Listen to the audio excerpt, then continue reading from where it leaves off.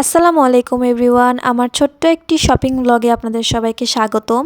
তো এই তো চলে আসলাম মার্কেটে একটু শার্টের পিস দেখতে। প্রথমেই দোকানটায় বসেছি ঠিকই, অনেকগুলো শার্টের পিস বের করেছিল, কিন্তু আমাদের একটাও পছন্দ হয়নি।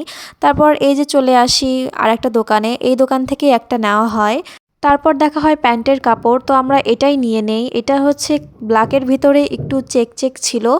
তারপর এই যে একটু ব্যাগ দেখছিলাম, যদিও ব্যাগ কিনিনি, কোনো কিছুই ঠিকমতো পছন্দ হচ্ছিল না। তারপরে আরেকটা দোকানে চলে আসি, এখানে আমি একটু টোট ব্যাগের মতো এগুলো দেখছিলাম, যদিও কালেকশন ভালো না, কালারও পছন্দ হচ্ছিল না, মানে আমার কোনোটাই পছন্দ হচ্ছিল না। তারপরে এই তো আমার শাশুড়ি একটু ব্যাগ দেখছিল নিজের জন্য। তারপর চলে আসি আরেকটা দোকানে, এখানে একটু কোট দেখছিলাম, মানে কোটি। তারপর ওখান থেকে চলে আসি জুতার দোকানে, আবারও একটু জুতা দেখছিলাম। যখন কিনতে আসি তখন কেন জানি কোনোটাই পছন্দ হয় না, এত ঘুরে ঘুরে দেখলাম তাও একটা জুতাও আমি চয়েস করতে পারলাম না।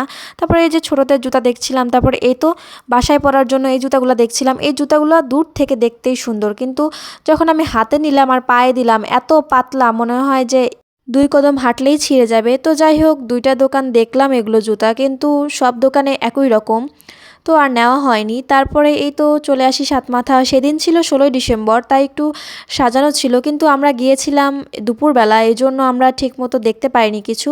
তারপরে যে চলে আসলাম কাঁচা বাজারে। তারপর এখান থেকে মুরগি নেওয়া হলো, পাকিস্তানি মুরগি, যেহেতু আমাদের বাসায় মেহমান আসতিছে। তারপর এই যে আমি এই মুরগিগুলো দেখছিলাম, এই মুরগিগুলোর নাম নাকি টাইগার।